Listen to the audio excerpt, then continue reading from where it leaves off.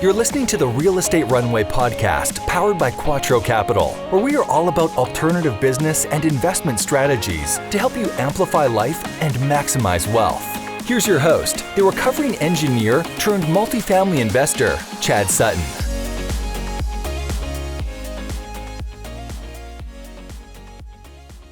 All right, everyone, welcome to another episode of the Real Estate Runway podcast. Dan, Lazar, welcome to the show. Man, we have had some technical difficulties to get to this point, but I think we finally made it. Welcome, dude.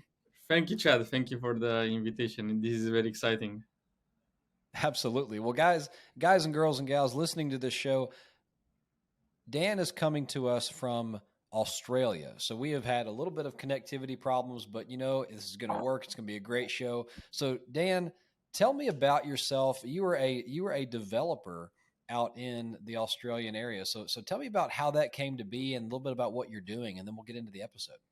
Yeah, so I'm a property developer in Melbourne, Australia. We develop property next to nature. We're just finalizing our first development, which was a river scraper. The development is meters away from the Yarra River, the main river in Melbourne.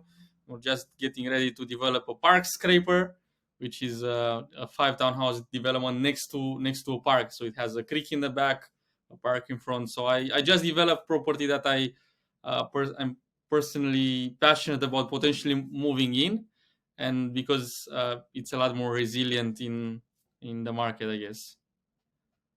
That really makes the project fun, I would assume, right? It's a lot of fun. I truly feel that the locations that we do are usually the best or the top 3 locations within a suburb. Yeah, very good. So walk me back a little bit. How did you become a developer and what motivated you to go into that profession? It's a good question. Look, I've been an entrepreneur all of my life. So last day of university, I started my first business, which was a tennis academy, which was great. However, I feel like it was not helping me grow towards my dreams as fast as I was hoping. And at some point, I just was lucky enough to meet probably the biggest property developer in Romania. We started playing tennis together. He was inspiring me with his stories. So then I said, you know what? After I sell my business, I'll go into property development. And this is what I've done. Yeah, that's very good. So what about what he was telling you inspired you to become a developer? I mean, it sounds like you went from basically a professional tennis player, or at least one that teaches how to be a great tennis player and having a business around that to, hey, I'm going to go build real estate. So what inspired you about it? Look, he was telling, first of all, in our first meeting, I sort of helped him with an introduction, without even knowing who he was. And at the end of the meeting, he goes, "Oh, this is my skyscraper. This is my skyscraper." So he's huge in Romania, and I have no idea who he was. I just overheard the conversation. He was asking somebody if they know who owns a piece of land, and I overheard the conversation. Even said, "Oh, sorry that I was listening to your conversation. I know who the owner is. Maybe I can help with an introduction." So it was everything by chance. And then I don't know. He was telling me, some numbers around his profit compared to the revenues, how he was dealing with certain situation, challenges that he had that in my eyes were like end of world challenges. And okay, this is how I go on about it. This is how, maybe, I don't know, the mayor of the city didn't like that he was doing a development somewhere, and how he was going on about finding out the solution, how he was, I don't know, going against him in justice and so on. Wow. So you really resonated with the types of problems that you get to solve in this realm, and kind of, I guess, by way of meeting this mentor, if you will, of seeing how he carried himself and what you thought would be life-ending situations or life-altering situations that he handled day to day. Yeah.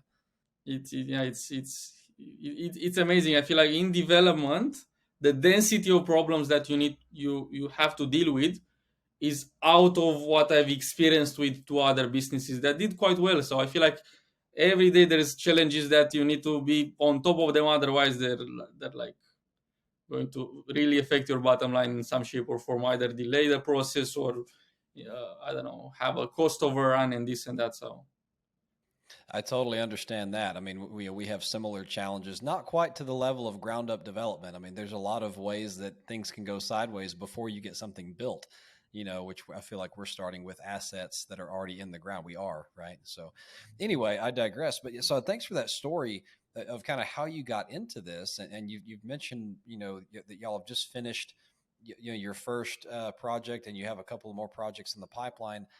Since you've recently done this, I don't have a lot of true ground up developers on the show, Dan. So you're one of the first.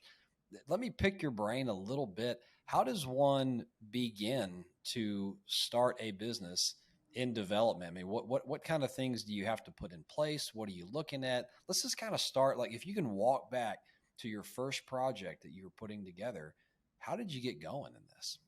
That's a good question. Look, it's um, first of all, I educated myself for a year. So there is somebody that I signed up for his course. Basically, for a year, he was holding my hand to help me do my first development. He was guiding me, looking at feasibilities before I was making an offer, reviewing that before I was going unconditional, reviewing that. So he was an amazing help in navigating the uncertainty in the beginning. Secondly, I probably looked at roughly 500 deals. I've done 500 feasibilities before I secured my first one. And the biggest reason here is I truly put all of my money into it. There's not 1 cent that I did not put into this deal. And even though I put a lot of money, I still had to borrow a lot of money from a lot of other people. So I feel like I was feeling the weight of the how important is to get these results through. So that's why I did an amazing amount of homework. Let's say for each line of cost, if people usually get, I don't know, 3-5 quotes, we were getting 10 quotes. I was not speaking to one private lender. I was speaking to 30 private lenders. So I sort of told myself, look, if for some reason if this fails, it will not be for lack of effort. Yeah, it's very good. And I mean, a couple of things you mentioned there, I think other episodes that I've recorded on the note of how to get going in something, one of them is you can learn in one of two ways. One is the school of hard knocks, for lack of a better term, where you just figure it out and hope you don't fail, right? The problem is when you're in real estate, especially development, things you don't know can kill you and absolutely end you before you get started. So having a mentor who you invested in, who is then investing in you, that probably made your first success. I mean, because you might have done any one of those first 500 that you decided didn't pass feasibility, not knowing any better, right? So having a mentor absolutely was part of the magic there. It sounds like, yeah. I 100% agree. So at the point when I signed up for his course, which was roughly 15% of all of the money that I had at that point, I guess a lot of people would potentially say, oh, you're a bit crazy. Why would you spend this amount of money on, I guess, educating yourself? However, now looking forward, if it were not for him, I would have started definitely 2 deals that I gave up due to his advice. That one of them was probably losing money and the other one was making little to no money. So then I'm asking myself sometimes, what was the return? I feel like the return on the amount that I invested was over 10x just because I said no to a number of deals that I would have said yes to. Absolutely. And I share a similar sentiment. I mean, I go back to one of my first deals that I would have done had I not been guided otherwise. I would have made a $4 million mistake that my little, 30 or 40,000 I paid in mentorship costs would have, paled in comparison to. So very, very good. And so, okay, you get into your first deal here, your first development. Let's kind of walk through that deal a little bit. What went well, what didn't go well. What did you learn, and let's kind of go through how that deal took form. Look, I'll probably say that nothing went according to plan. So every step of the way we had challenges. However, one thing went better than what we anticipated. Was the sales side, but that is 50% due to how the market grew, and 50% due to the amazing quality of our location. So I guess there's 2 things that I would emphasize here. think of doing development, number one, make sure that you pay under market prices, just so you have more room into your bottom line. I'll give you an example. The second property that we probably acquired at 32% under market, and the offers that I'm making currently are at around 50%. So then I might end up with 40% under market. And I guess secondly, definitely make sure that you have the right terms. I would not have been able to do both of these two deals if I would not have had the right terms. And specifically in the first one was a 5% down payment and a 6 months delayed settlement, and in the second one was a 1% down payment and a 9 months delayed settlement. So this enabled me to finish the first one before I jump into the second one, but make sure that when I finish the second one, I have another one that is shovel ready. Yeah, very good. So it seems like timing is everything in stringing some of these development deals together. Definitely. Absolutely. And also just going back to your question, so from funding it 2 weeks prior to doing the settlement on the property, 2 lenders gave up on us, and I was only going forward with them.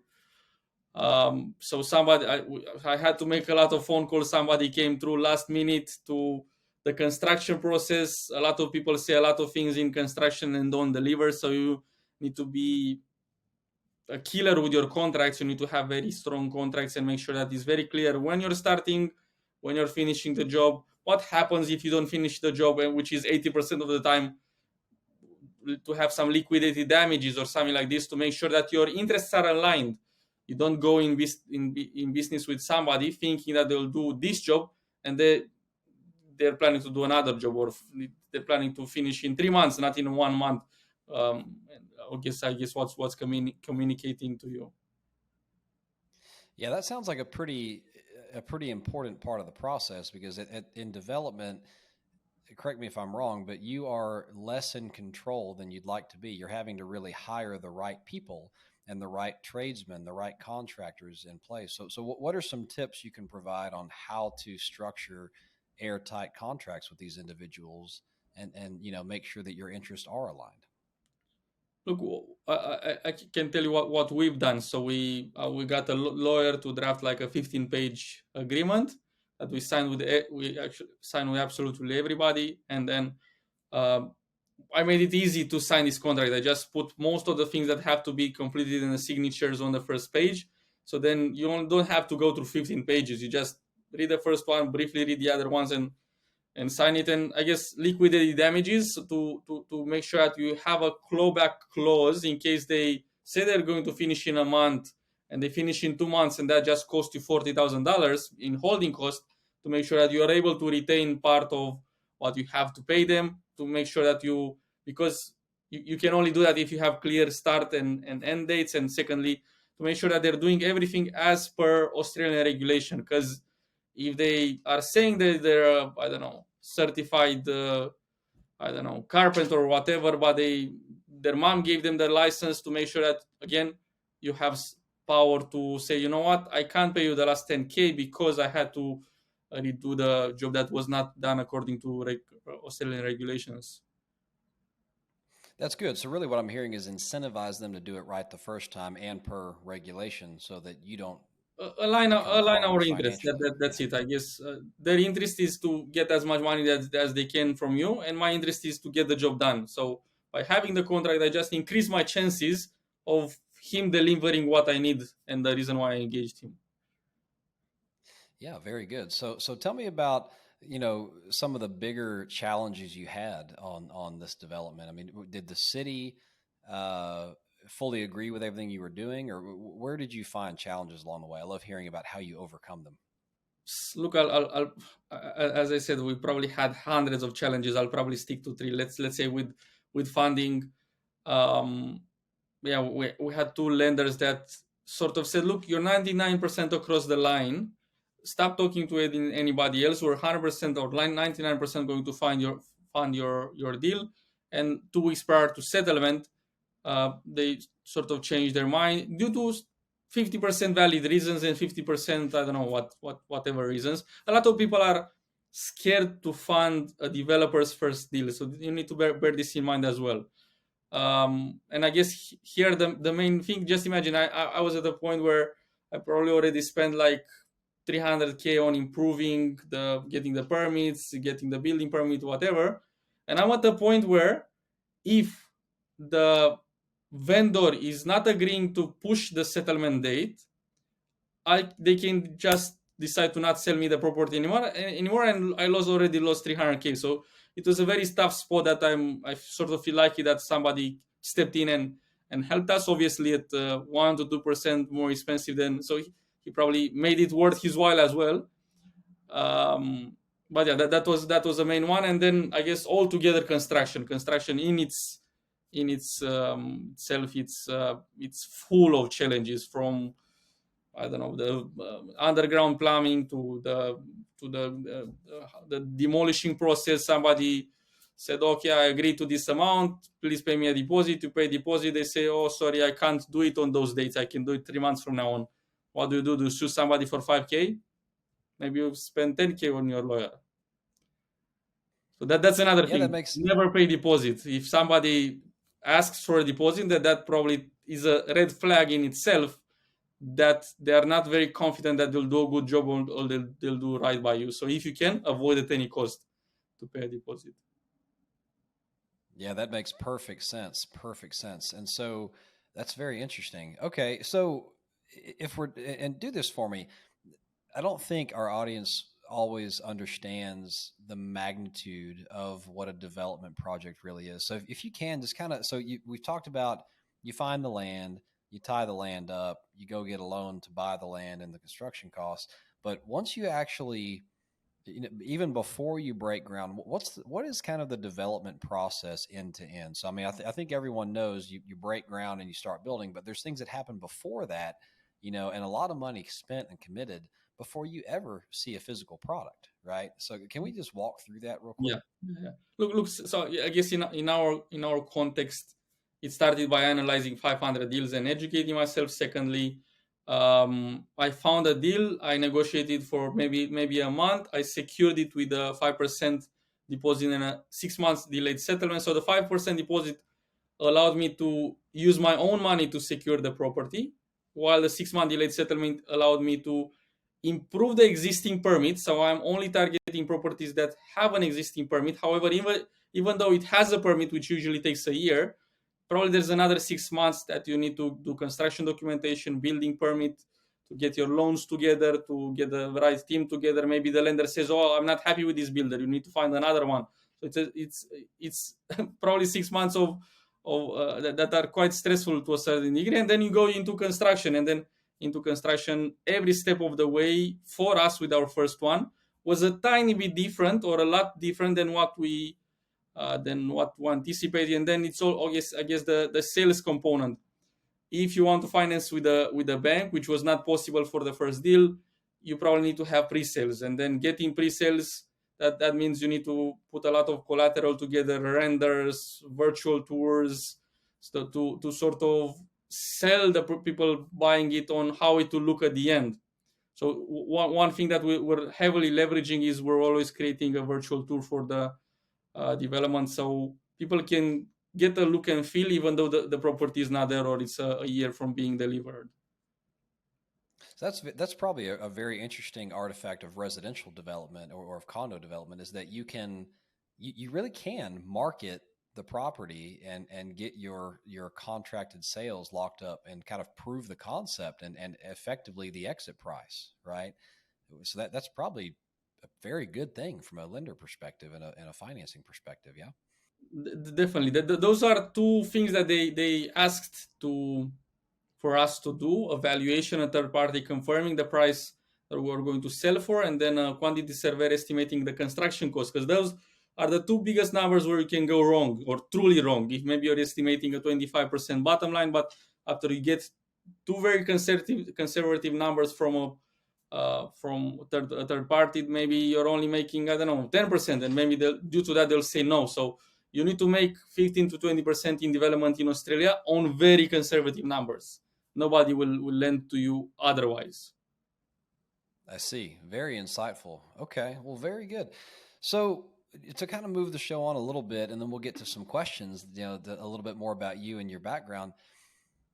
What if I'm going to go become a developer, or I'm investing in a developer? Let's say that I have a lot of investors that listen to this show. If I'm going to be a private equity investor or become a developer, what sorts of market indicators and research do I need to be doing to figure out if a deal is a deal? Look, I'll tell you what our investors asked us. So, number one, they wanted to see Perfect. the valuation and the QS, and then they sort of they had a lot of questions that all of them were around the same thing. How can I lose my money? So then I guess we needed to come up with to explain to them what are the many ways in which they can lose their money. However, sort of showcase with data points that those scenarios are truly unrealistic. Like if aliens come tomorrow, then yes, you might lose your money. Like if the property market decreases with 35%, which it never did, then you will lose your money. So I guess it's quite interesting. I feel like you need to show people how they can lose the money to have to be able to place their trust in you, especially if what you're telling them is very unrealistic, that they're actually, maybe that's a 1% chance that they're actually going to lose their money. Fantastic. Well, I appreciate all the insight, from a developer perspective. So before we get into a couple of questions about you, what is the best way for our listeners to get in touch with you? Should they like to, invest in a deal or talk to you more about your experience or things of that sort, or just chat development? What's the best way to get in touch with you? Look, on our website, herox.com.au, we have a free consultation. They can go there, make a booking in my calendar, and we can have a chat. I'm happy to help out, regardless if they might be interested to invest or not. I feel like I'm the result of a lot of people giving a helping hand. So if I can help out with some advice, I'm always happy to do it. Dan, I love that. Most people we have on the show, and really most anyone who's successful in life, is willing to give back because someone did it for them, right? So don't be afraid to reach out. That consultation link will be in the show notes, folks. So just scroll right down, and you should find it right there. So, okay, are you ready, Dan? We have a couple of questions that I ask everyone on the show just to kind of get a little bit of a feel of some nuggets that you have in your past history. You ready? Let's do it. All right. So we've talked a lot today about why you're awesome, but I'm going to switch it up and take this one first. What's your biggest failure to date, and what did it teach you?